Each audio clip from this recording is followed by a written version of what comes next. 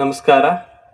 Doctor A V Baliga ಸ್ಮಾರಕ ಆಸ್ಪತ್ರೆಯ ಅಂಗಸಂಸ್ಥೆಯಾದ ಅಭಯ ಪುನರ್ವಸತಿ ಕೇಂದ್ರದಲ್ಲಿ ಇವತ್ತು 35ನೇ ವರ್ಷದ ಮದ್ಯವ್ಯಸನ ವಿಮುಕ್ತಿ ಶಿಬಿರದ ಬೀದಿ ನಾಟಕವನ್ನು ಇಲ್ಲಿ ಪ್ರದರ್ಶನ ಮಾಡಲಿಕ್ಕಿದ್ದಾರೆ.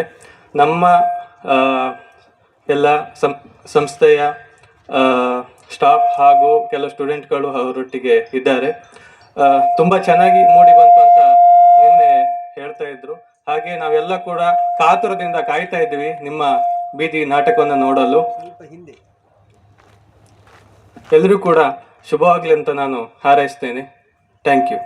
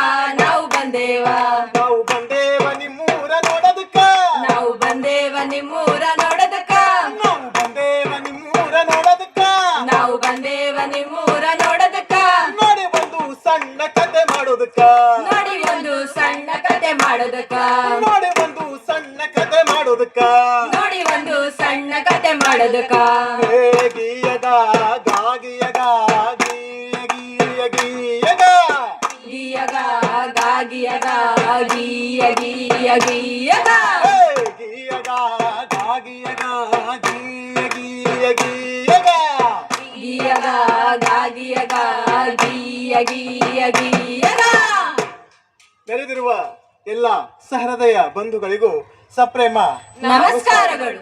ನಾವು ಉಡುಪಿಯ ಬಾಳಿಗ ಆಸ್ಪತ್ರೆಯಿಂದ ಬಂದಿದ್ದೇವೆ.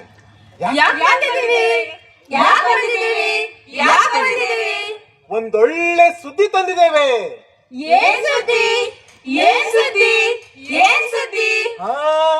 ಅದನ್ನ ನೋಡೋಕ್ಕಿಂತ ಮುಂಚೆ ಕೇಳೋಕ್ಕಿಂತ ಮುಂಚೆ ಒಂದು ಕತೆ ನೋಡೋಣವಾ?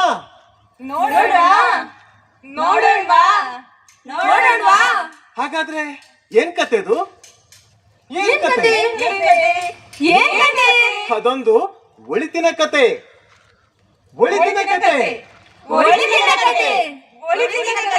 ನೋಡೋಣವಾ?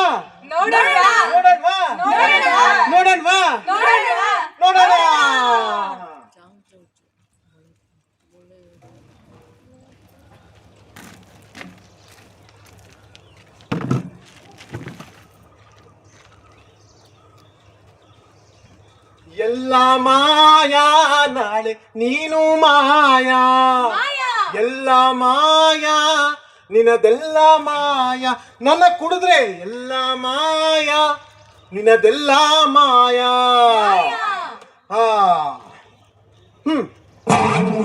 ನಾನು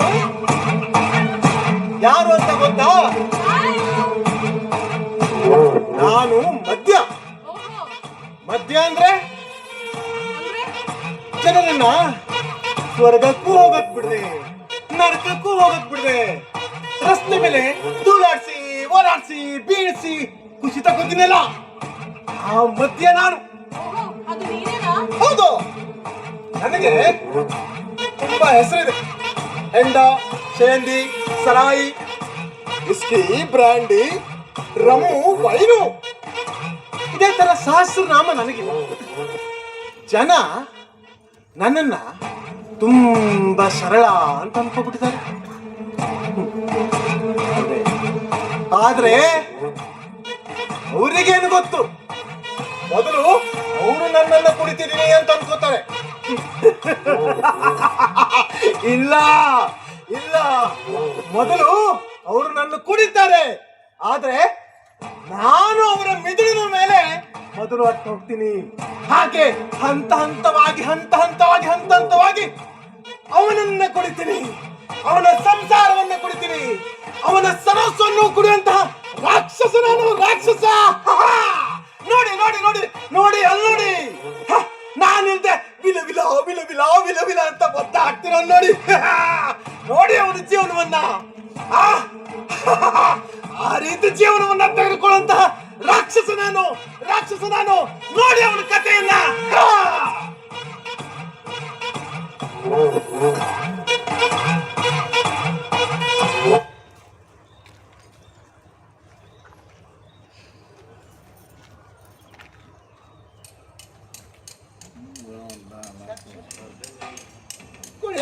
ದುಡಿಯೋದೇ ನನ್ನ ವೀಕ್ನೆಸ್, ಆದರೆ ನ್ಯಾಯಕ್ಕೆ ದುಡಿಯೋದೇ ನನ್ನ ಬಿಸಿನೆಸ್.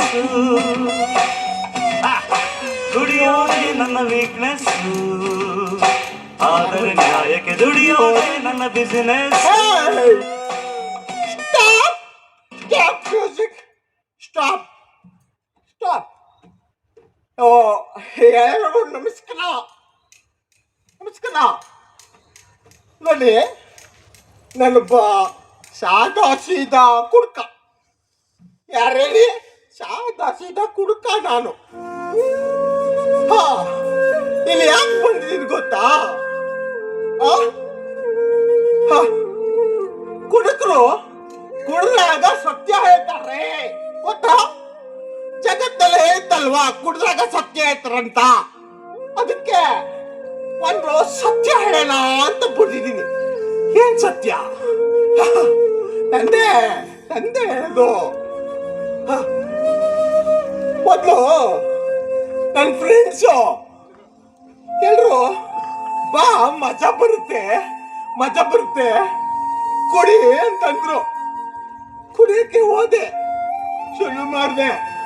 ಆದ್ರೆ ಇವತ್ತು ಯಾರಿಲ್ಲ, ನನ್ನ ಜೊತೆ ಯಾರು ಇಲ್ಲ. ನೋಡಿ, ಇನ್ನೇ ಇದಾರ ಫ್ರೆಂಡ್ಸ್ ಇದಾರ, ಕರ್ಕೊಂಡೋಗಿರೋ ಒಂದು ಬೀನು ಇಲ್ಲ. ಕಿಶ ಖಾಲಿ ಖಾಲಿ, ಏನು ಇಲ್ಲ. ದಿನ ಇದೆ, ಬಿಡ್ಬೇಕು ಅಂತ ಅನ್ಕೋತೀನಿ. ಕೊಡ್ತಿಲ್ಲ, ಬಿಡೋಣ ಅಂತ ಅನ್ಕೋತೀನಿ. ಹಾಗಲ್ಲ, ಆ ರಾಕ್ಷಸ ಬಿಡ್ತಿಲ್ಲ. ದಿನ ಹೆಂಡತಿ ಹತ್ರ ಹೇಳ್ತೀನಿ, ಇವತ್ತು ಒಂದೇ ದಿನ ಕಡೆ ಅಂತ. ಆದ್ರೆ ರಾತ್ರಿ ಆಗುವಾಗ ಇದೇ ಹಣೆ ಬರ. ಆಗಲ್ಲ, ಆಗ್ತಿಲ್ಲ.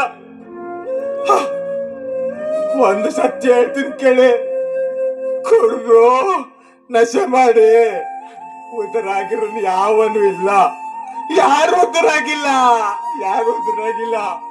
ಇದೇ ಸತ್ಯ. ಕುಡ್ದವನು ಸತ್ಯ ಹೇಳ್ತಿದ್ದಾನೆ, ಕೇಳಿಸ್ಕೊಬಿಡಿ.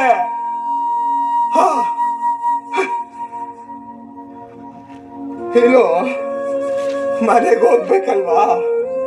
ಹೀಗೆ ಹೋದ್ರೆ ಆಗತ್ತೆ, ಹೀಗೆ ಹೋದ್ರೆ ಆಗಲ್ಲ. ಸ್ಟೇ ಆಗೋಗ್ಬೇಕು. ಸ್ಟೇ ಬರ್ಲ. ಬಾಯ್ ಬಾಯ್ ಬಾಯ್.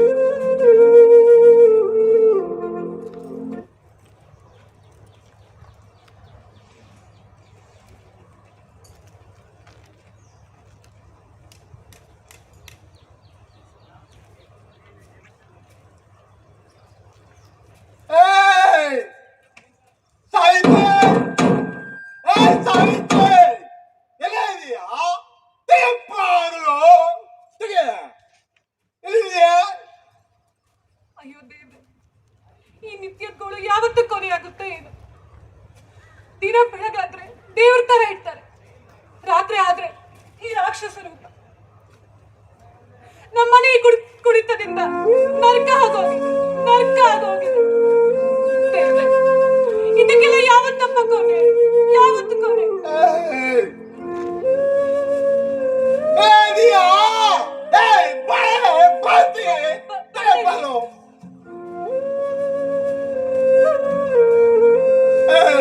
ಎಲ್ಲೋಗಿದ್ದೆ? ಯಾಕೆ ಕಿರ್ಚ್ಬೇಡ್ರಿ, ಎಕ್ಸಾಮ್ ಇದೆ. ಇವಾಗಷ್ಟೇ ಹೋಗಿ ಎಕ್ಸಾಮ್ ಇದೆ, ಪಾಪ ಮಲಗಿದೆ. ರಾಜ್ಕುಮಾರ್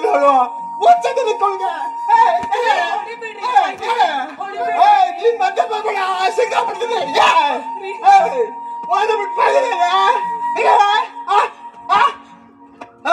ಇಬ್ಬರು ಸಿಕ್ಕಾಬಿಡ್ತೀವಿ ವಿಚಾರ. ಹೆದರ್ಕೋಬೇಡಪ್ಪ, ಅಪ್ಪನ ಬುದ್ಧಿ ಗೊತ್ತಲ್ವ? ಊಟ ಇಟ್ಕೊಳ್ತೀನಿ, ಊಟ ಮಾಡಿ ಬನ್ರಿ. ಎಲ್ಲಿ? ನಾನೆಲ್ಲೂ ಬರಲ್ಲ. ತಗಪ್ಪ ಊಟ ಇಲ್ಲೇ ತಗ. ತಗೋಬಾರೆ ಹೋಗೆ ತಗೋಬಾರೆ ಸರಿ. ತಗೋಬಾರೆ ಊಟನ ಸರಿ, ಕುತ್ಕೊಳ್ರಿ. ತಗೋಬಾರೆ ನೀನು ಊಟ ಇಲ್ಲೇ ಮಾಡಿದ್ದು ಇಲ್ಲೇ ಊಟ ಇಲ್ಲೇ ಇಲ್ಲ ಊಟ ರೀ ರೀ ಊಟ ರೀ ಎದ್ದೇಳ್ರಿ ರೀ ಊಟ ಮಾಡ್ರಿ ಅಯ್ಯೋ ಕರ್ಮ ನಂದು.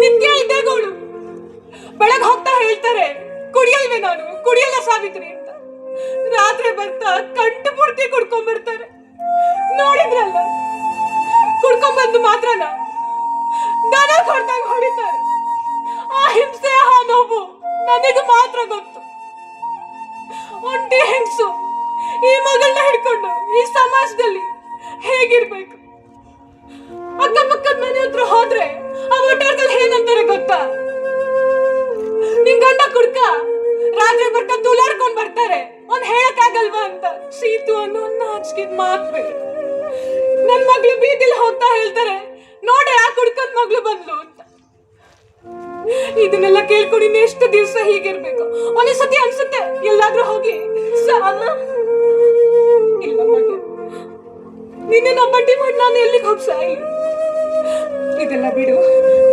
ನಿಮ್ಗೆ ನಾಳೆ ಎಕ್ಸಾಮ್ ಇದೆ ಅಲ್ವಾ ಚೆನ್ನಾಗಿ ಓದ್ಬೇಕು ಬೆಳಗ್ಗೆ ಎದ್ದು ಹನ್ನೊಂದು ದಿನ ಇದ್ದಿದ್ದೆ ನೀನಾದ್ರೂ ಚೆನ್ನಾಗಿ ನಿದ್ದೆ ಮಾಡು ಬಾ ಮಗ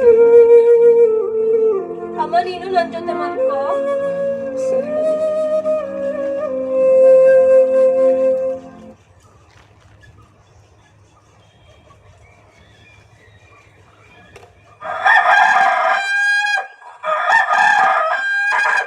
ರಾತ್ರಿ ಇಡೀ ಇವ್ರ ಸಂಚಾಟ ಬೆಳಗ್ಗೆ ಎದ್ರೆ 1000 ಕೆಲಸ ಬೇರೆ ಅಯ್ಯೋ ರಾತ್ರಿ ಇಲ್ಲೇ ಮಲಗ್ಬಿಟ್ಟಿದ್ದ ಸಾವಿತ್ರಿ ಏನ್ರಿ ನಾನು ಹೇಗೆ ಇಲ್ಲಿ ಬಂದೆ ಯಾವಾಗ್ಲೇ ಇಲ್ಲಿ ಬಂದೆ ಯಾವಾಗ ಬಂದ್ರ ನೆನ್ನೆ ರಾತ್ರಿಯಿಂದ ಅಲ್ಲಿ ಬಿತ್ಕೊಂಡಿದ್ದೀರ ಅದು ಸಮೇತ ನಿಂಗೆ ಗೊತ್ತಿಲ್ಲ ಛೆ.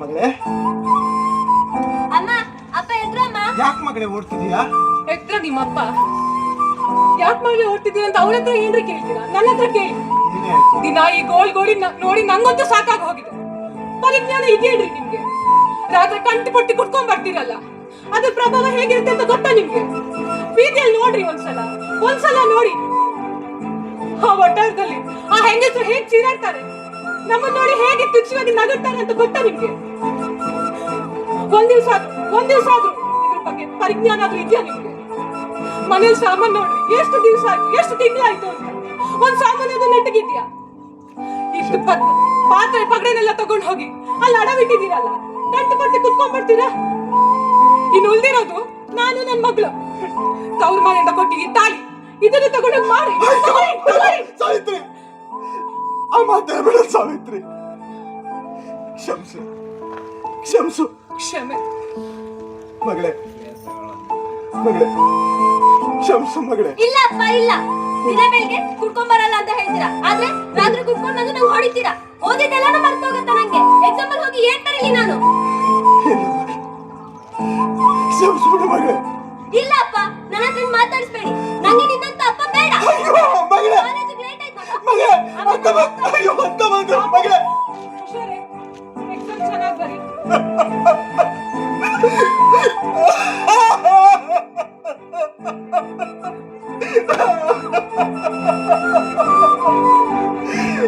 ಏನುಳಿತು ಜೀವನದಲ್ಲಿ ಹೆತ್ತು ಮಗಳೇ ಅಪ್ಪ ನೀನು ಬೇಡ ಅನ್ನೋದು ಗೊತ್ತಲ್ಲ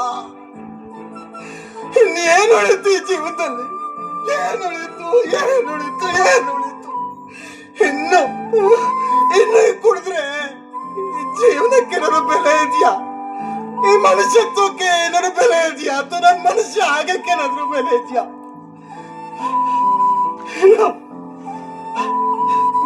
ಇವತ್ತಿಂದಾದ್ರೂ ಕುಡಿಯೋದು ಬಿಡ್ಬೇಕು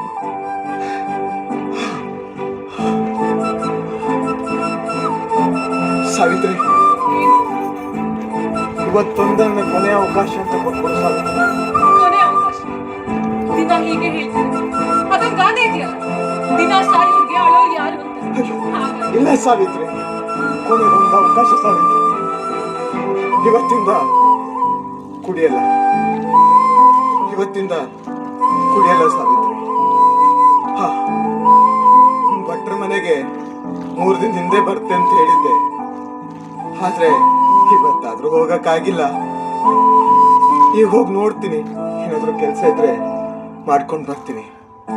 ಸರಿ, ಆಯ್ತು, ನಾನು ಹೊರಡ್ತೀನಿ ಸಾವಿತ್ರಿ. ರೀ, ನಿನ್ನೆ ರಾತ್ರಿಯಿಂದ ಏನು ತಿಂದಿಲ್ಲ, ಹಾಗೆ ಇದ್ದೀರಾ. ತಿಂಡಿನಾದ್ರೂ ತಿನ್ಕೊಂಡು ಹೋಗ್ರಿ. ಬೇಡ ಸಾವಿತ್ರಿ, ಈಗಲೇ ಸಮಯ ಆಗ್ಬಿಟ್ಟಿದೆ. ಇನ್ನು ಇರೋ ಕೆಲಸ ಹೋಗ್ಬಿಟ್ರೆ ಕಷ್ಟ. ನಾನು ಹೋಗ್ಬರ್ತೀನಿ ಸಾವಿತ್ರಿ. ಅಲ್ಲ ರೀ, ಇಲ್ಲ ಸಾವಿತ್ರಿ, ಇಲ್ಲ, ಇಲ್ಲ ಸಾವಿತ್ರಿ. ದಿನ ಇದೇ ಕತೆ ಆಯ್ತು. ಬೆಳಗ್ಗೆ ಹೋಗ್ತಾ ನಾನು ಕೆಲ್ಸಕ್ಕೆ ಹೋಗ್ತೀನಿ, ಕುಡಿಯಲ್ಲ ಸಾವಿತ್ರಿ ಅಂತ ಹೇಳಿ ಹೋಗ್ತಾರೆ. ಅದೇ ಬೋರಿಸಿಂದ ಅಲ್ಪ ಸ್ವಲ್ಪ ಸಂಜೆ ಬರ್ತಾ ಕಾಯ್ತಾ ಇರ್ತೀನಿ. ಹಾರೇವಾರ ಆದ್ರೂ ಬರ್ದೇ ಹೋದ್ರೆ ಗೊತ್ತಾಗುತ್ತೆ ನನ್ ಗಂಡ ಏನ್ ಕುಡ್ಕೊಂಡ್ ಬರ್ತಾರೆ ಅಂತ. ಹೊಟ್ಟಕ್ಕೆ ತಯಾರಾಗ್ಬೇಕಲ್ಲ. ಇವತ್ತೇನಾಗುತ್ತೋ ಗೊತ್ತಿಲ್ಲ, ನೋಡ್ಬೇಕಷ್ಟೆ.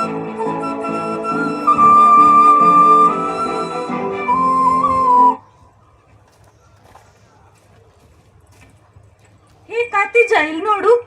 ಏ ಶ್ರುತಿ ಅಪ್ಪ ಅಲ್ವಾ ಇದು? ಏ ಹೌದಲ್ವೇನೆ, ಈ ತರ ಕುಡ್ಕೊಂಡ್ ಬಿದ್ದಿದ್ದಾರೆ. ಇವ್ರಿಗೆ ಮನ್ಮದಿ ಏನಿಲ್ವಾ? ಇಲ್ವಾ ಅನ್ಸುತ್ತೆ ಕಣೆ, ಈ ತರ ಕುಡ್ಕೊಂಡ್ ಬಿದ್ದಿದ್ ನೋಡಿದ್ರೆ ಗೊತ್ತಾಗಲ್ವಾ? ಹಾಯ್ ಶ್ರುತಿ. ಹೇಗಿತ್ತು ಎಕ್ಸಾಮ್? ಈಸಿ ಇತ್ತು, ನಿಮ್ಗೆ ಹೇಗಿತ್ತು? ನಮ್ಗೆ easy ಇತ್ತು. ಏ ಶ್ರುತಿ, ಇದೊಂದು ವಿಡಿಯೋ ನೋಡು, ನಿಂಗೆ ಖುಷಿ ಆಗ್ತದೆ. ನೋಡು, ಏನೇ ಇದು? ಅಪ್ಪನಿಗೆ ಹೇಳ್ಬೋದಲ್ಲ ನೀನಾದ್ರೂ ಅಪ್ಪ ಕುಡಿಬೇಡಿ ಅಂತ ಹೇಳಿ. ನೀವೆಲ್ಲ ಮನೇಲಿ ಹೇಗಿರ್ತೀರಾ ಮಾರೆ? ಅಮ್ಮ ಮಗಳು ಹೇಗಿರ್ತಾರೋ ಏನೋ ಮನೆಯಲ್ಲಿ. ನಮ್ಮಪ್ಪ ಏನಾದ್ರು ಈ ತರ ಕುಡ್ದಿದ್ರೆ ನಾವೇನೋ ನೇಣ್ ಹಾಕೊಳ್ಬೇಕಿತ್ತೇನೋ. ಹೌದು, ಬೇಡ ಬಾರೆ, ನಮ್ಗೆ ಅವ್ರ ಮನೆ ಸುದ್ದಿ ನಮ್ಗೆ ಯಾಕೆ ಅಲ್ವಾ? ಅವ್ರಪ್ಪ ಕುಡ್ಕೊಂಡ್ ಬಂದ್ ನಮ್ಮ ಹತ್ರ ಜಗಳ ಮಾಡಿದ್ರೆ ಕಷ್ಟ. ಬಾ ಹೋಗುವ. ಶ್ಯಾ.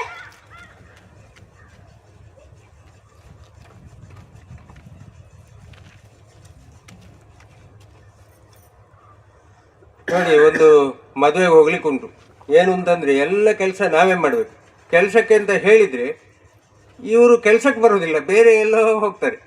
ಇಂಥವ್ರನ್ನ ನಂಬ್ಕೊಂಡು ನಾವು ಇಲ್ಲಿ ಭಾಳ ಕಷ್ಟ. ಇವತ್ತೊಂದು ಹೋಗ್ಲಿಕ್ಕಿದೆ, ಹೇಗೆ ಹೋಗೋದು ಗೊತ್ತಿಲ್ಲ. ಭಟ್ರೆ, ಮತ್ತೆ ವಿವೇಕ್ ಅಲ್ವಾ? ಅಲ್ಲ, ರವಿ ಭಟ್ರೆ. ನೀನು ಮತ್ತೆ ದಿನ ಬಂದರೆ ನಿನ್ನ ಹೆಸರು ನೆನ್ಪುಳಿಯುತ್ತೆ. ನೀನು 15 ದಿನಕ್ಕೊಮ್ಮೆ ಬಂದರೆ ಆಗಿಲ್ಲ ಭಟ್ರೆ, ಅದು ಏನೋ ಆಯ್ತು ಭಟ್ರೆ. ಇವತ್ತೆಂಥರ ಕೆಲಸ ಇದ್ರೆ ಅನ್ಕೊಡಿ ಭಟ್ರೆ. ನೋಡಿ, ನಿನಗೆ ಮೂಡಿದ್ದಾಗ ಕೆಲಸಕ್ಕೆ ಬರೋದಲ್ಲ, ನನಗೆ ಬೇಕಾದಾಗ ಬರಬೇಕಲ್ಲಯ್ಯ. ಅಲ್ಲ ಭಟ್ರೆ, ಚೂರು ಪಾರು ಕೆಲಸ ಆದ್ರೂ ತೊಂದರೆ ಇಲ್ಲ, ಇಡೀ ದಿನ ಮಾಡ್ತಾ ಒಂದು 200 ರೂಪಾಯಿ ಕೊಡಿ ಸಾಕು ನನಗೆ. ಇದೇ ಪ್ರಾಬ್ಲಮ್. 200 ರೂಪಾಯಿ ಕೇಳುವಾಗಲೇ ನನಗೆ ಪಿತ್ತ ನೆತ್ತಿಗೆ ಇರೋದು. 200 ರೂಪಾಯಿ ಕೇಳಿ ನೀನು ಇಲ್ಲೇನು ಮಾಡೋದಿಲ್ಲ, ನೀನು ಏನು ಮಾಡ್ತೀನಿ ಅಂತ ನನಗೆ ಗೊತ್ತು. ಮತ್ತೆ ಮನೆಗೂ ತಗೊಂಡು ಹೋಗೋದಿಲ್ಲ, ಕುಡ್ದು ಹೋಗೋದು, ಇದೇ ಕಾಟೆ.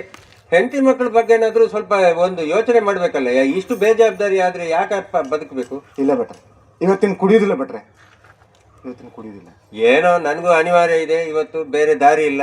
ನೀನೇನೋ ಕುಡಿಯೋದಿಲ್ಲ ಅಂತ ಇದ್ಯಾ, ನೀನು ನೋಡಿದರೆ ಅದರಲ್ಲಿ ಏನೋ ಒಂದು ನಿಯತ್ತಿದೆ ಅಂತ ನನಗೆ ಕಾಣಿಸುತ್ತೆ. ಒಂದು ಕೆಲಸ ಮಾಡು. ಸರಿ ಭಟ್ರೆ. ನಾನೀಗ ಹೊರಗಡೆ ನಮ್ಮ ಫ್ರೆಂಡ್ ಮದುವೆಗೆ ಹೋಗ್ತಾ ಇದ್ದೀನಿ. ಸರಿ ಭಟ್ರೆ. ಮನೆ ಕಡೆ ನೋಡ್ಕೊ. ಸಂಜೆ 4 ಗಂಟೆಗೆ ಬರ್ತೀನಿ. ಆವಾಗ ನಿಂದೇನು ಕೂಲಿ ಇದೆ ಅದನ್ನು ತಗೊಂಡು ನೋಡಿ, ಇವತ್ತಾದ್ರೂ ಮನೆಗೆ ಹೋಗು. ಸರಿ ಭಟ್ರೆ. ಏನು? ಆಯ್ತು ಭಟ್ರೆ. ಸರಿ ಸರಿ, ಹಾಗಾದ್ರೆ ನೀನು ಈಗಲೇ ಎಲ್ಲ ಶುರು ಮಾಡ್ಕೊ. ಸರಿ, ಮನೆ ಕಡೆ ಜೋಪಾನ. ಏನು? ನಾನು 4 ಗಂಟೆ ಬರ್ತೀನಿ. ಸರಿ ಭಟ್ರೆ. ಕೆಲಸ ಇಲ್ಲದೆ ವಾರಗಟ್ಟಲೆ ಆಗಿತ್ತು. ಭಟ್ರು ಏನೋ ದೊಡ್ಡ ಮನ್ಸು ಮಾಡಿ ನಂಗೊಂದು ಕೆಲಸ ಕೊಟ್ಟಿದ್ದಾರೆ. ಇವತ್ತು ಅದನ್ನು ಕಳ್ಕೊಂಡೆ ಅಂತಾದರೆ ಮತ್ತಿನೇನೋ ಗೊತ್ತಿಲ್ಲ. ಸರಿ, ಪಟ ಪಟ ಕೆಲಸ ಮಾಡಿ ಮುಗಿಸ್ತೀನಿ. ಇವತ್ತು ಕುಡಿದೆ ಮನೆಗೆ ಹೋಗ್ಬೇಕು.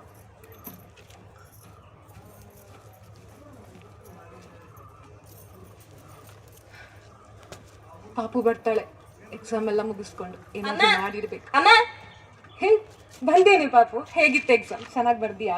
ಎಕ್ಸಾಮ್ ಕತೆ ಬಿಡಮ್ಮ. ಇವತ್ತು ಕಾಲೇಜಿಂದ ಬರ್ಬೇಕಾದ್ರೆ ಏನಾಯ್ತು ಗೊತ್ತಾ? ಏನಾಯ್ತು ಪಾಪು? ನನ್ ಫ್ರೆಂಡ್ಸ್ ಎಲ್ಲ ಅಪ್ಪಂದು ಕುಡ್ದಿರೋ ವಿಡಿಯೋ ತೋರಿಸ್ಕೊಂಡು ಆಡ್ಕೊಂಡು ನಗ್ತಿದ್ರಮ್ಮ. ವಿಡಿಯೋನಾ? ಏನೇ ವಿಡಿಯೋ? ಅಪ್ಪ ಕುಡ್ದಿರೋದನ್ನ ಯಾರೋ ವಿಡಿಯೋ ಮಾಡಿ ಇಂಟರ್ನೆಟ್ ಅಲ್ಲಿ ವೈರಲ್ ಮಾಡ್ಬಿಟ್ಟಿದ್ದಾರೆ. ಅದನ್ನ ತೋರಿಸ್ಕೊಂಡು ನಗ್ತಿದ್ರು. ನಂಗೆ ಎಷ್ಟು ಅವಮಾನ ಆಯ್ತು ಗೊತ್ತಾ? ಏನೇ ಹೇಳ್ತಿದ್ಯಾ ಪಾಪು? ಹಾಗೆ ಮಾಡಿದ್ರೆ ನಿಮ್ಮಪ್ಪ? ಅಯ್ಯೋ ಕರ್ಮನೆ. ಅಕ್ಕಪಕ್ಕದ ಮನೆಯವರೆಲ್ಲ ನೋಡಿ ಚೀತು ಅಂದಾಯ್ತು, ಕೊಂಕು ಮಾತಿಂದ ಚುಚ್ಚಿ ಚುಚ್ಚಿ ಆಡೋದಾಯ್ತು. ಇನ್ನು ಲೋಕನಿ ನೋಡೋಗ್ ಮಾಡಿದ್ರ ನಿಮ್ಮಪ್ಪ? ಆ ಬೀದಿಯಲ್ಲಿ ತೋರಾಡ್ಕೊಂಡ್ ಬರುವಾಗ ಆ ಬೀದಿ ಮನೆ ಅಂಗಡಿಯವರು ಹೇಗೆ ಹೇಳ್ತಾರೆ ಗೊತ್ತಾ, ನಿಮ್ ಗಂಡ ನಿನ್ನೆ ಬೀದಿ ಕೊನೆಯಲ್ಲಿ ಬಿದ್ದಿದ್ರು, ವಾಲಾಡ್ತಿದ್ರು ಅಂತಾರೆ. ಅದನ್ನೆಲ್ಲ ಕೇಳಿಸ್ಕೊಂಡು ಎಷ್ಟು ನೋವಾಗುತ್ತೆ ಮನಸ್ಸಿಗೆ. ಅದು ಅಲ್ಲದೆ ನೀನು ಶಾಲೆಗೆ ಹೋಗುವಾಗ ಆ ಬೀದಿಯವರೆಲ್ಲ ಆ ಮಕ್ಕಳು ನೋಡಿ ನಿನ್ನೆ ನಾಡ್ಕೊಳ್ತಾರಲ್ಲಿ. ಇದೆಲ್ಲ ಯಾವತ್ತು ಕೊನೆ ಆಗುತ್ತೋ ನಂಗೆ ಗೊತ್ತಿಲ್ಲ ಪಾಪು. ಅದೆಲ್ಲ ಇರ್ಲಿ. ಈ ಅಪ್ಪ ಯಾಕಮ್ಮ ಹಿಂಗ್ ಮಾಡ್ತಾರೆ? ನಿಮ್ಮಪ್ಪ ಯಾಕೆ ಹೀಗಾಡ್ತಾರೆ ಅಂತ ಕೇಳ್ತಿದ್ದಾಳೆ ನನ್ನ ಮಗಳು. 3-4 ತಿಂಗಳ ಹಿಂದೆ ಈಗ ಇರ್ಲಿಲ್ಲ ನಿಮ್ಮಪ್ಪ. ಅವಾಗೆಲ್ಲ ಬರೋರು, ಕೆಲಸ ಮುಗಿದ ತಕ್ಷಣ ವಾರದ ಕೊನೆಯಲ್ಲಿ ನನ್ನ ಕೈಯಲ್ಲಿ ಬಂದು ಸಂಬಳ ಇಡೋರು. ಇಟ್ಟು, ಸಾವಿತ್ರಿ ಮನೆ ನಡ್ಸಕ್ಕಾಗುತ್ತೆ ಕಣೆ, ಮನೆನ ಹಾಗೆ ಮಾಡ್ಬೇಕು, ಹೀಗೆ ಚೆನ್ನಾಗಿ ಇಟ್ಕೋಬೇಕು ಅಂತಾರೆ. ಅದು ಅಲ್ಲದೆ ನಿಮ್ಮಪ್ಪ ನಿಮ್ಮನ್ನ ನೋಡಿ ಪಾಪಗೆ ಚೆನ್ನಾಗಿ ಓದಿಸ್ಬೇಕು, ದೊಡ್ಡ ಜನ ಮಾಡ್ಬೇಕು, ಸಮಾಜದಲ್ಲಿ ಅವಳನ್ನ ನೋಡಿ ಎಲ್ರು ಖುಷಿ ಪಡ್ಬೇಕು, ಅದಕ್ಕಿಂತ ಹೆಚ್ಚು ನಾನ್ ಖುಷಿ ಪಡ್ತೀನಿ ಅಂತ ಹೇಳೋರು ನನ್ನ ಯಜಮಾನ್ರು. ಆದ್ರೆ ಈಗ ಅದೆಲ್ಲ ಯಾವ್ದು ಅವ್ರಿಗೆ ನೆನಪೇ ಇಲ್ಲ. ಮನೆ ಜವಾಬ್ದಾರಿ ಅಂತೂ ಮರ್ತೇ ಹೋಗಿದೆ. ಮನೆ ಜವಾಬ್ದಾರಿ ಬಿಟ್ಟು ಎಷ್ಟೋ ದಿನಗಳಾಯ್ತು. ಅದನ್ನ ನಾನೊಬ್ಳೆ ಈಗ ಹೊಂಟೆ ಹೆಂಗ್ಸು ಈ ಮನೆಯಲ್ಲಿ. ನಿನ್ನನ್ನ ನೋಡ್ಕೊಂಡು ಈ ಸಮಾಜದಲ್ಲಿ ಹೇಗ್ ಬದುಕಬೇಕು ನನಗೆ ಗೊತ್ತಿಲ್ಲ ಪಾಪ. ಇದೆಲ್ಲ ಯಾವತ್ ಕೊನೆ ಆಗುತ್ತೆ ಅಂತಾನು ಗೊತ್ತಿಲ್ಲ. ಅದೆಲ್ಲ ಬಿಡು, ನೀನ್ ಎಕ್ಸಾಮ್ ಮುಗಿಸ್ಕೊಂಡ್ ಸುಸ್ತಾಗಿರ್ತೀಯ ಅಲ್ವಾ, ಹೋಗುತ್ಕೋ, ಏನಾದ್ರು ತಿನ್ನೋಕ್ ತರ್ತೀನಿ. ಇವ್ರ ಕೊಡ್ತದಿಂದ ನಮ್ಮ ಮನೆಗೆ ನನ್ನ ಪಾಪು ಮೇಲೆ ಎಷ್ಟು ಪರಿಣಾಮ ಬೀಳ್ತದೆ ಇದು ಯಾವತ್ತೂ ಅವ್ರಿಗೆ ಗೊತ್ತೇ ಆಗಲ್ವಾ? ಇದೆಲ್ಲ ಸರಿನೇ ಆಗಲ್ವಾ? ಸಾವಿತ್ರಿ, ಸಾವಿತ್ರಿ, ಪಾಪು ನಿಮ್ಮಪ್ಪ ಕರ್ದಂಗಾಯ್ತಲ್ವಾ? ಇಷ್ಟ ಬೇಕನಾ ಅಮ್ಮ? ಇರು ನೋಡ್ಕೊಂಡ್ಬರ್ತೀನಿ. ಇಷ್ಟು ಬೇಗ ಆಯ್ತಷ್ಟೇ. ಹಾ, ಪಾಪು ನಾನೇ. ನಿಮ್ಮಪ್ಪ ಕಣೆ. ಅಪ್ಪ ಹಾ? ನಿಮ್ಮಪ್ಪ ಕೊಡ್ತಿಲ್ವೇ? ನಾನೇ ಕುಡಿದೆ ಮನೆ ಒಳಗೆ ಬರ್ಬಾರ್ದಾ? ಅಯ್ಯೋ, ನಿಮ್ಮ ನೋಡಿ ಮತ್ತೆ ಹೋಗ್ತೀನಿ. ನಿಮ್ಮಪ್ಪ ಕೊಡ್ತಿಲ್ಲ ಕಣೆ. ಹೇಳಿಲ್ವಾ? ಹಾ, ನಾನು ಬೆಳಿಗ್ಗೆನೆ ಹೇಳೋದು, ಇವತ್ತಿಂದ ಕುಡಿಯಲ್ಲ ಅಂತ. ಹಾ, ಇತ್ತು, ಸಂಬಳ ಕೊಟ್ಟಿದ್ದಾರೆ. ಸಂಬಳನ ರೀ, ನಿಮ್ ನಂಬಲ್ಲ. ನಿನ್ನೆಷ್ಟೇ ಪಾಪು ಹತ್ರ ಹೇಳ್ತಿದ್ದೆ, ನಿಮ್ಮಪ್ಪ ತಿಂಗಳ ಹಿಂದೆ ಎಲ್ಲ ಸಂಬಳ ಕೈಯಲ್ಲಿ ತಂದ್ಕೊಡೋರು. ಮನೆ ನರ್ಸೆ ಸಾವಿತ್ರಿ, ಪಾಪು ಎಜುಕೇಶನ್ ಎಲ್ಲ ಕಂಪ್ಲೀಟ್ ಮಾಡಿಸ್ಬೇಕು ಚೆನ್ನಾಗಿ ಅಂತ. ದೇವ್ರಿಗೆ ಕಂಡ್ಬಿಟ್ಟ ಅನ್ಸುತ್ತೆ, ಸಂಬಳ ನನ್ನ ಕೈಯಲ್ಲಿದೆ. ದೇವ್ರ ಕಂಡ್ಬಿಟ್ಟಿದ್ದಲ್ಲ ಸಾವಿತ್ರಿ, ಎಷ್ಟು ಅಂತ ಆ ರಾಕ್ಷಸನ ತರ ಬದುಕಕ್ಕಾಗತ್ತೆ? ಎಷ್ಟು ದಿನ ನಿಮ್ಮ ಕಣ್ಣಲ್ಲಿ ನೀರು ಹಾಕ್ಸ್ತೀವಿ? ಇವತ್ತಾದ್ರೂ ಬದಲಾಗ್ಲೇಬೇಕು. ಮನಸ್ಸು ಬದಲಾಯಿತು. ಸರಿ, ಇವತ್ತು ಸಂಜೆನಾ? ಎಲ್ಲರೂ ಒಟ್ಟಿಗೆ ಸೇರಿ ಊಟ ಮಾಡೋಣ. ಊಟನ? ಸರಿ ರೀ, ನೀವು ಕೈ ಕಟ್ಟೆ ಕರ್ಕೊಂಡ್ಬನ್ನಿ. ಆಯ್ತು. ಪಾಪ ಬೇಡ, ನಾನೇನು ಸಿಹಿ ಮಾಡ್ತೀನಿ. ಬೇಡ, ಇವತ್ತು ನನ್ನ ಗಂಡ ಕುಡ್ಕೊಂಡ್ ಬಂದಿಲ್ಲ, ಎಲ್ಲ ನಿನ್ ದಯೆ. ಏನಾದ್ರು ಸಿಹಿ ಮಾಡ್ಬೇಕಪ್ಪ. ಎಷ್ಟು ದಿನ ಆಯ್ತು ಒಟ್ಟಿಗೆ ಕೂತು ಊಟ ಮಾಡಿ.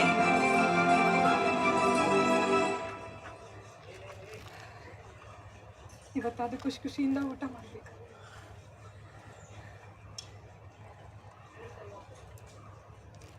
ಅಪ್ಪ ಅಪ್ಪ ಅಮ್ಮ ಅಮ್ಮ ಏನಿ ಪಾಪು? ಆಡ್ತಿದಾರಮ್ಮ. ಅಯ್ಯೋ ರೀ, ಏನ್ರಿ ಆಯ್ತು ನಿಮ್ಗೆ? ರೀ, ಯಾಕ್ರಿ ಹೀಗೆ ಆಡ್ತಿದ್ದೀರಾ? ಏನಾಯ್ತು ಪಾಪು? ಈಗಷ್ಟೇ ಚೆನ್ನಾಗಿದ್ರಲ್ಲ ನಿಮ್ಮಪ್ಪ. ಹೋಗಿ ಸುರೇಶನ ಕರ್ಕೊಂಡ್ ಹಾಸ್ಪಿಟ್ಲಿಗೆ ಹೋಗೋಣ. ರೀ, ಏನ್ರಿ ಆಯ್ತು? ಯಾಕ್ರಿ ಹೀಗೆ ಆಡ್ತಿದ್ದೀರಾ? ರೀ ರೀ ಎದ್ದೇಳ್ರಿ. ರೀ, ಏನ್ರಿ ಆಯ್ತು ನಿಮ್ಗೆ? ಎದ್ದೇಳಿ ರೀ. ರೀ,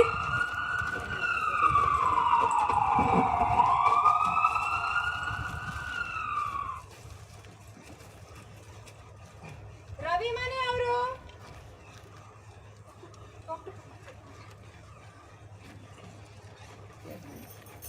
ಡಾಕ್ಟರ್ ಹೇಗಿದ್ದಾರೆ ಡಾಕ್ಟರ್ ಅವರು? ನೀವು ಹೆದರುವಂತಹದ್ದು ಏನೂ ಆಗಿಲ್ಲಮ್ಮ, ಅವರು ಆರಾಮಾಗಿದ್ದಾರೆ. ಇದು ಕುಡಿತ ಬಿಟ್ಟಾಗ ಉಂಟಾಗುವ ಲಕ್ಷಣಗಳು: ವಾಂತಿ ಬರೋದು, ಕೈಕಾಲು ನಡುಕ ಆಗೋದು, ವೀಕ್ನೆಸ್ ಆಗೋದು, ಅಂದ ಹಾಗೆ ಫಿಟ್ಸ್ ಬರೋದು, ಇದೆಲ್ಲ ಕುಡಿತ ಬಿಟ್ಟಾಗುವಾಗ ಉಂಟಾಗುವ ಲಕ್ಷಣಗಳು. ಅಂದ ಹಾಗೇನೆ ಯಾರೋ ಕಿವಿಯಲ್ಲಿ ಕರ್ದಂಗಾಗೋದು, ಓಡ್ದಂಗಾಗೋದು, ಮತ್ತೆ ಕೊಲ್ಲಿಕ್ಕೆ ಬಂದರು ಅಂತ ಅನ್ಸೋದು, ಮತ್ತೆ ಹಗ್ಗವನ್ನು ನೋಡಿ ಹಾವು ಹಾವು ಅಂತ ಹೇಳೋದು, ಈ ಥರ ಎಲ್ಲ ಕುಡಿತ ಬಿಡುವಾಗ ಉಂಟಾಗುವ ಲಕ್ಷಣಗಳಿಗೆ ಡೆಲಿರಿಯಂ ಅಂದರೆ ನಡುಕ ಸನ್ನಿ ಅಂತ ಹೇಳ್ತೇವೆ. ತಿಳಿತೆ? ಅಂದಾಗೆ ನಾನು ಈಗ ಅವರಿಗೆ ಒಳ್ಳೆಯ ಟ್ರೀಟ್ಮೆಂಟನ್ನು ಕೊಟ್ಟಿದ್ದೇನೆ. ಮುಂದೆ ಬರುವಾಗ ಫಾಲೋಪಿಗೆ ಕರೆದುಕೊಂಡು ತನ್ನಿ. ಸರಿ ಡಾಕ್ಟರ್, ಕುಡಿಯದ ಹಾಗೆ ನೋಡಿಕೊಳ್ಳಿ. ಖಂಡಿತ ಡಾಕ್ಟರ್, ತುಂಬಾ ಥ್ಯಾಂಕ್ಸ್ ಡಾಕ್ಟರ್. 1 ವರ್ಷದ ನಂತರ ಸಾವಿತ್ರಿ ಮಗಳೇ. ಏನ್ರಿ? ಹಾ ಸಾವಿತ್ರಿ, ನಿಮಗೆ ಪ್ರೀತಿಯಿಂದ ವೈದ್ಯರ ಸಹಾಯದಿಂದ ಕುಡಿತಾ ಬಿಟ್ಟು ಇವತ್ತು 1 ವರ್ಷ ಆಯ್ತು ಸಾವಿತ್ರಿ. ಅದಕ್ಕೆ ಅಲ್ಲಿ ಲಕ್ಷ್ಮೀ ನರಸಿಂಹ ದೇವಸ್ಥಾನದಲ್ಲಿ ಪೂಜೆಗೆ ಹೇಳಿದ್ದೀನಿ. ಹೌದಾ? ಪೂಜೆ ಮಾಡಿಸ್ಕೊಂಡು ಸರಿ. ಬಟ್ಟೆ ತಗೊಬರೋಣ, ಸರಿನಾ? ಅಪ್ಪ ಪಾನಿಪುರಿ. ಇಲ್ಲ ಅನ್ನಕ್ಕಾಗತ್ತಾ ಮಗಳೇ? ಹಾ ಸರಿ, ಹೊರಡೋಣವಾ? ಬನ್ನಿ.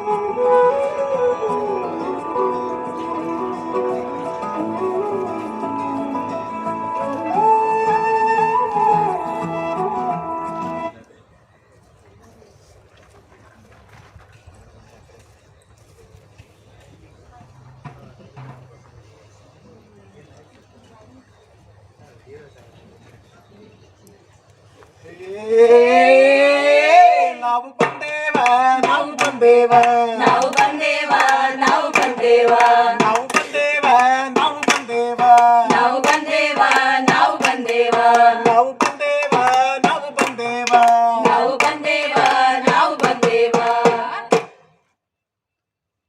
ಒಂದು ಸುಂದರವಾದ ಕಥೆಯನ್ನ ಹೇಳ್ತೀವಿ ಅಂತಂದ್ವಿ, ನೋಡಿದ್ರಲ್ವಾ? ಸುಂದರವಾಗಿತ್ತಾ?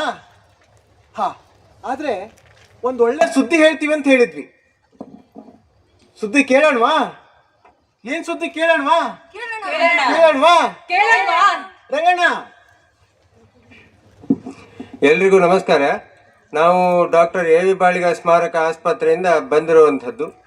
ಕಳೆದ 19 ವರ್ಷಗಳಿಂದ ನಾವು 34 ಮದ್ಯ ವಿಮುಕ್ತಿ ಶಿಬಿರಗಳನ್ನು ಯಶಸ್ವಿಯಾಗಿ ಆಯೋಜನೆ ಮಾಡಿಕೊಂಡು ಬರ್ತಾ ಇದ್ದೇವೆ. ನಾಡಿದ್ದು 20ನೇ ವರ್ಷ 35ನೇ ಶಿಬಿರ ಜನವರಿ 1ರಿಂದ 10ನೇ ತಾರೀಕಿನವರೆಗೆ ನಮ್ಮ ಡಾಕ್ಟರ್ ಎ ವಿ ಬಾಳಿಗ ಸ್ಮಾರಕ ಆಸ್ಪತ್ರೆಯಲ್ಲಿ ನಡೀಲಿಕ್ಕಿದೆ. ಯಾರಿಗೆಲ್ಲ ಈ ಥರ ನೀವು ನೋಡಿದ್ರಲ್ಲ ಈ ಕತೆ, ಈ ರವಿ ಅನ್ನುವರಿಗೆ ಬಿಡಬೇಕು ಅಂತ ಇದೆ, ಬಟ್ ಅವರಿಗೆ ಬಿಡಲಿಕ್ಕೆ ಬಹಳ ಬೇರೆ ಬೇರೆ ರೀತಿಯ ಕಷ್ಟಗಳು. ಇಂಥ ಸಂದರ್ಭದಲ್ಲಿ ನೋಡಿ, ನಾವು ನಿಮ್ಮ ಜೊತೆ ಇದ್ದೇವೆ. ನಿಮಗೆ ಯಾವುದೇ ರೀತಿಯ ಅನನುಕೂಲತೆ ಆಗದ ಹಾಗೆ ನಿಮಗೆ ಆ ಒಂದು ಚಟದಿಂದ ವಿಮುಕ್ತರಾಗಲಿಕ್ಕೆ ಬೇಕಾದಂತಹ ಎಲ್ಲ ರೀತಿಯ ಒಂದು ಸಹಾಯವನ್ನು ಸಹಕಾರವನ್ನು ನಾವು ನಮ್ಮ ಆಸ್ಪತ್ರೆಯ ಎಲ್ಲ ಸಿಬ್ಬಂದಿಗಳು ಸೇರಿ ಮಾಡಲಿಕ್ಕೆ ತಯಾರಿದ್ದೇವೆ.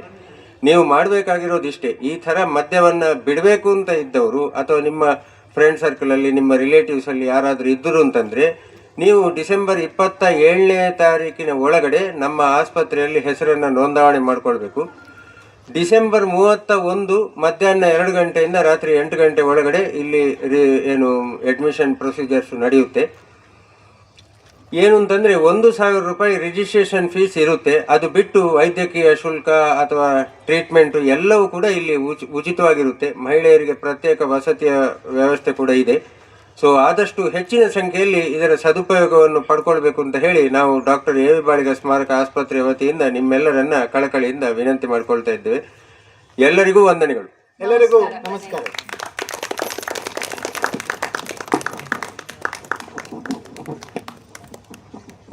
ಇಲ್ಲಿ